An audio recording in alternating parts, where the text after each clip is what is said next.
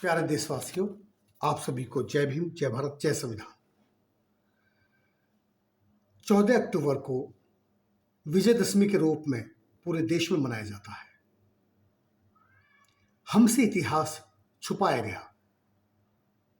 गंजेड़ी, भंगेड़ी, नशेड़ी, लुच्चे, गुंडे, लुटेरे लोगों ने इतिहास अपनी मर्जी से लिखा और इतिहास में भारत के मूल निवासियों पर अत्याचार किया। ये सोचने वाली बात है। जरा जरा तर्क संगत वैज्ञानिक दृष्टिकोण रखते हुए सोचिए। अक्सर ये बताया जाता है कि सीता के स्वयंवर में योद्धाओं को, राजकुमारों को और राजाओं को आमंत्रित किया गया। तो रावण को राक्षस बताते हैं, तो अपनी बेटी के स्वयंवर के लिए राजा जनक एक राक्षस को, दानव को आमंत्रित कैसे कर सकते हैं। और आमंत्रित किया गया और ये बताया जाता है उनकी रामायण के अनुसार कि जिस धनुष के नीचे रावण का हाथ दब गया था, उसी धनुष को सीता उठाकर इधर से उधर एक हाथ से रख दिया करती थी। तो इसका मतलब रावण से ज्यादा ताकतवर थी सीता। तो फिर सीता को रावण चुरा के कैसे ले गया, ये एक सवाल है। दूसरा, रावण यदि चुरा के ले जाता तो जबरदस्ती अपने बेडरूम की शोभा बढ़ाता, बेडरूम में रखता। अगर वो निर्दयी होता, अगर वो पापी होता, अगर वो व्यभिचारी होता तो ऐसा ही करता। लेकिन रावण ने अपने महल से दूर अशोक वाटिका में उसे रखा। और रामायण के अनुसार ये बताते हैं कि रावण कभी भी सीता से अकेला नहीं मिला, अपनी पत्नी के साथ ही उससे मिलने जाता था। इसका मतलब रावण चरित्रवान था और उसके चरित्रवान होने का प्रमाण मिलता है रामायण में कि जब अग्नि परीक्षा दी गई, सीता की ली गई, तो उस अग्नि परीक्षा मतलब एक टेस्ट, जैसे कि आज बलात्कार की पुष्टि के लिए टेस्ट होता है, तो विज्ञान उस समय इतना होगा विकसित, तो उसका जो टेस्ट लिया गया, उस टेस्ट में ये पाया गया कि उसके साथ बलात्कार नहीं हुआ, उसको चरित्रवान पाया गया। तो वो चरित्रवान इसलिए रह सकी क्योंकि रावण ने उसको उसकी बिना मर्जी के टच तक नहीं किया। इसका मतलब वो मानवतावादी था। अब फिर रावण सीता को चुरा के नहीं ले गया। अगर चुरा कर ले जाता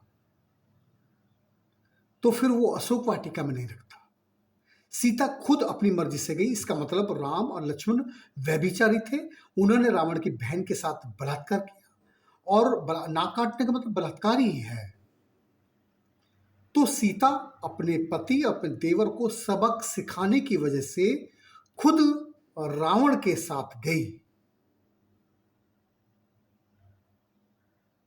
उनको सबक सिखाने के लिए।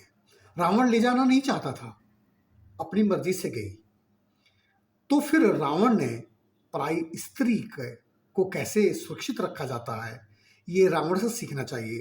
रावण ने उसका फायदा नहीं उठाया, उसको बाकायदे मेहमान की तरह अशोक वाटिका में रखा।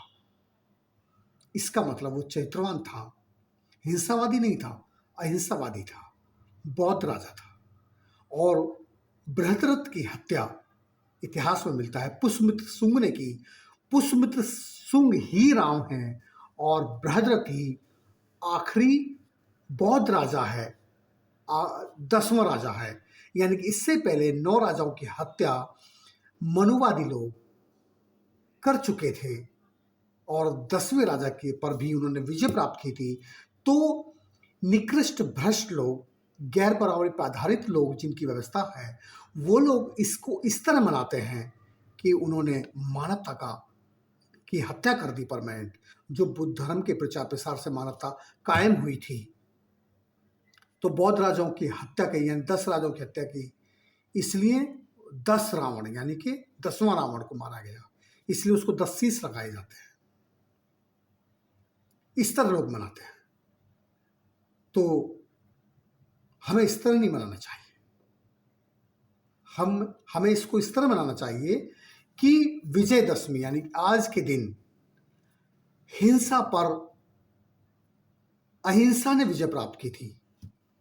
यानी कि सम्राट अशोक जब वो 8वें वर्ष में थे, 8वां अभिषेक उनका था, तो कलिंग के जब पूरे संसार को वो जीत चुके थे,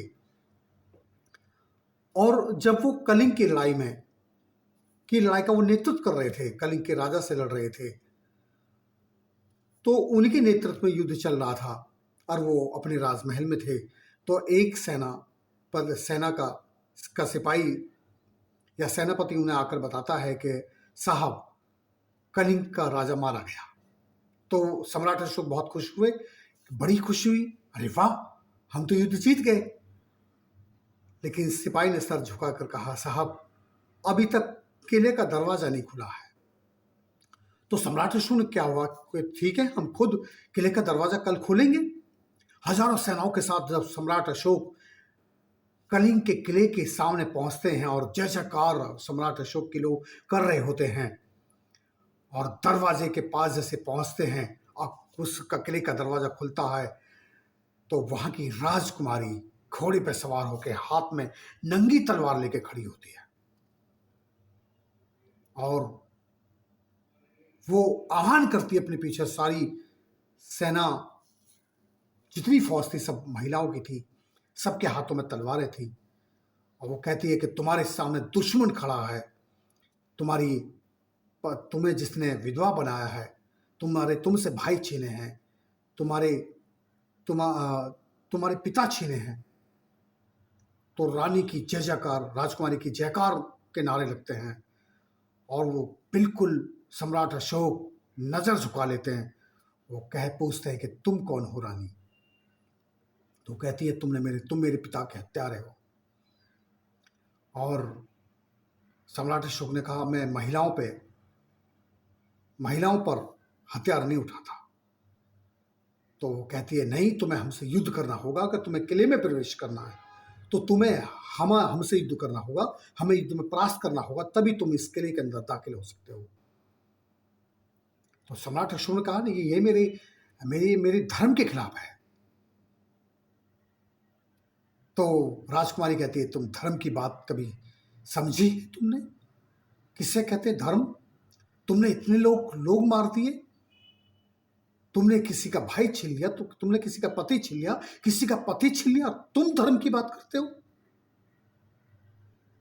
तो सम्राट अशोक की नजर झुक गई, और सम्राट अशोक का हृदय में परिवर्तन हुआ। उन्होंने कहा कि यदि मैं तुम्हारे पिता का हत्यारा हूं, तो ये रही तलवार गिरा देते हैं, और ये रहा सर में सर झुका देते हैं कि तुम मेरी गर्दन उड़ाकर अपने पिता की हत्या का बदला ले सकते हो।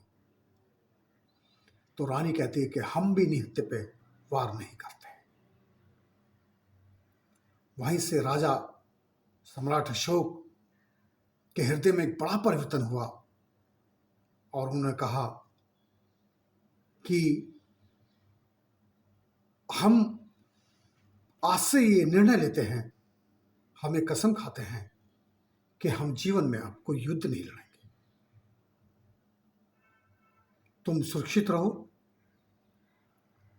और वहां से सम्राट अशोक सर झुका के लौट जाते हैं, और कलिंग के युद्ध के मैदान में सम्राट अशोक जब जाते हैं, तो वहां पर बौद्ध भिक्षु घायलों को, चाहे दोनों तरफ के घायल थे, उनको पानी पिला रहे होते हैं, उनकी मरहम पट्टी कर रहे होते हैं। सम्राट अशोक का मन पसीज आता है, व्याकुल हो उठता है, और हृदय में करुणा दया भाव का भाव और भी गहरा हो जाता है। घुटने के बल वो बौद्ध भिक्षु को आगे बैठ जाते हैं, और वो बौद्ध भिक्षु से कहते हैं कि मुझे मुझे मोक्ष मोक्ष चाहिए,